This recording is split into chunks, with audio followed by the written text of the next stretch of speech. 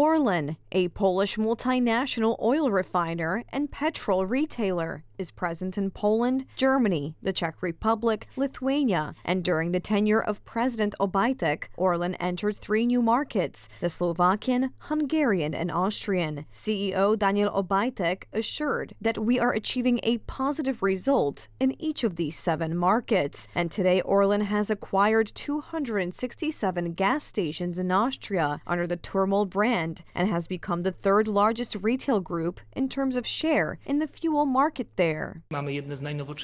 We have some of the most modern stations in Europe. We have taken over stations in Austria, but it's not just stations in Austria. We also have stations in Hungary, and we recently took over stations in Slovakia. This is the 7th country, and it's very important to expand in the region where we have refineries, because it's not only stations, which we've acquired, but it's also the wholesale market, which we're also partially acquiring there. Therefore, this is a very strong development for Orlen. This shows that this building of a strong Orlen as a large multi-energy company made sense, and that we can afford acquisitions that will bring profits to Orlen, but also profits to the nation.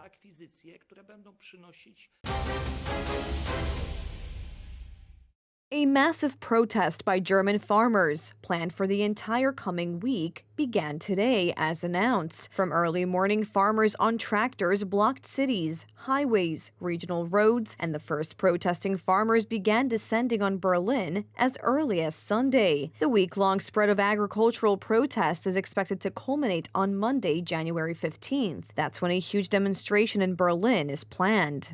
Wir in der Bundesregierung sind den Bauern wegen des Kostendrucks. Due to cost pressures, we have shown goodwill to farmers. We will keep an important part of the subsidy, the tax exemption for agricultural vehicles, and the gradual reduction of subsidies for agricultural diesel. This way it will be fairer. However, we can't give it up completely. After the Constitutional Court verdict, we have to find the funds, billions of euros.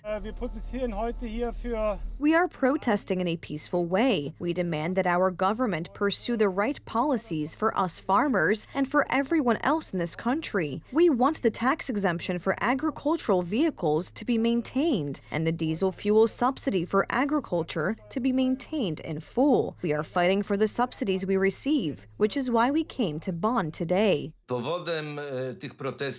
reason for these protests was the government's attempt to revoke fuel subsidies and introduce new taxes that, according to farmers who are already poor, would ruin them completely. This was such a primary goal of the protests. German discontent is reaching its peak at the moment. This can be seen, among other things, in the polls, where the party of Olaf Scholz has about 3% of support at the moment. Freeway exits in city centers are blocked, trains are not running on many routes, and schools have gone into remote learning mode. Polish farmers have also joined the protest of Germans. The strike was prompted by the German government's plans for budget cuts in the agricultural sector. Although some of the cuts have been withdrawn, the farmers will go on strike across the country for a week. The protests will end with a demonstration in Berlin on January 15th. These are not the only protests in Germany. After the Christmas break, the GDL Train Drivers Union is planning another strike. It will begin on Wednesday, January 10th at 2 a.m. local time and will last until Friday, January 12th till 6 p.m. local time. Britain's Tewkesbury Abbey was surrounded by water. Drone footage showed on Monday, January 8th, after flooding swept across large areas of England and Wales last week. Major rivers across Britain were flooded on Friday, January 5th, after heavy rain, with the government issuing more than 300 flood warnings, travel operators announcing serious disruption, and around 1,000 homes suffering damage. A succession of storms in recent weeks meant prolonged rainfall that started on Thursday, January 4th, fell on saturated ground and quickly caused already swollen rivers and waterways to burst their banks across England and Wales. Britain's leader of the opposition Labour Party, Keir Starmer, spoke of the huge human impact of flooding during a visit to Loughborough. Starmer visited a water-damaged home in the English town on Monday. I've been here talking to residents about the awful impact that flooding has had on them. Damp, water gets everywhere, it's not clean water, it's having a huge human impact on them. This isn't the first time I've been out to talk to residents in this situation. We've got to get ahead of this. 3 people were killed and at least 15 more were injured following a strike in Gaza's Rafah that damaged a car carrying supplies.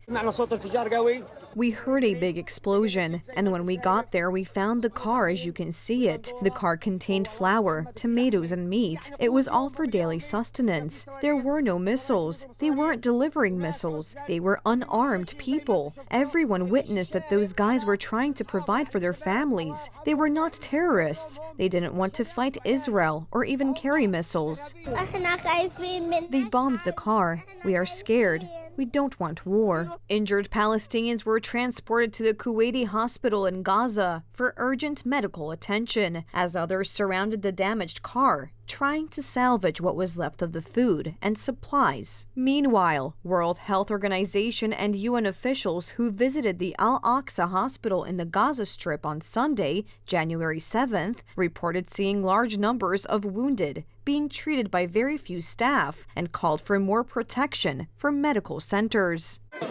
I'm in Al-Aqsa Hospital in the middle area of Gaza, the middle part of the Gaza Strip, in the emergency department where they're treating children, several children on the floor and on a gurney behind me, doctors calling out for scalpel and chest tubes. Many people coming in from an explosion. There's one child who unfortunately passed away whose body is not identified, and it's, as you can see, a chaotic scene.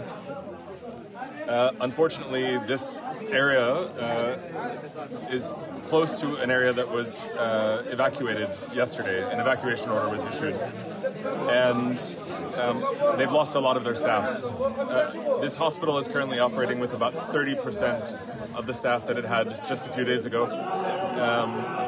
They are seeing, in some cases, hundreds of casualties every day in a small emergency department. Yesterday they said they had one doctor working overnight in this emergency department with hundreds, in some cases, of casualties coming in on a daily basis. Even though many of his staff have left, even though this hospital is under enormous pressure, the one request that the hospital director said is that the international community needs to make sure that this hospital and other hospitals like it stay protected, that they not get struck, that they not get evacuated, that they're able to continue functioning. That's the critical message for today. The Al-Aqsa hospital remains to be crucial in the middle part of the embattled enclave in providing the much-needed life-saving services, said the World Health Organization, pleading that it must remain functional and free from any forms of hostility. The United States and its allies in the Group of Seven are seeking a quick way out of the military phase of the Gaza conflict, as U.S. Secretary of State Antony Blinken and his EU and German counterparts toward the region. Blinken was holding talks on Gaza in the United Arab Emirates and Saudi Arabia on Monday before heading on to Israel, aiming to kickstart concerted peace efforts that he says are needed to avoid a wider conflagration. Blinken began a 5-day Middle East diplomatic effort in Jordan and Qatar on Sunday, his 4th visit to the region since the deadly October 7th attacks on Israel by Hamas. Hundreds of volunteers sifted through sandy beaches with colanders and shovels on Sunday in Spain's northwestern Galicia region after millions of plastic pellets washed up on its coast, triggering environmental concerns and a political blame game. Ribeira's mayor Luis Perez told Reuters that they were not able to face the environmental crisis alone and demanded help from regional and national governments. The vessel's spill of this type of material is causing major troubles to our ocean, a major problem formed by millions of plastic particles, which are now depositing in our sea and our beaches, affecting marine and terrestrial flora and fauna. The pellets, which are used to produce everyday items, from water bottles to shopping bags, are known to add to the problem of plastic making its way into the world's oceans and rivers. The pellets came from at least one container that fell from the Teconeo, a Liberia-registered vessel chartered by shipping giant Maersk, off the coast of neighboring Portugal last month. The pellets manufacturer Bedeco Europe said in a statement. Deputy Prime Minister Maria Jesus Montero told state broadcaster TVE the government was worried of possibly serious repercussions, but did not yet know the exact impact and whether it would affect fishing. A 2020 report by the Pew Charitable Trust found that an estimated 10 trillion plastic pellets contaminate marine ecosystems every year.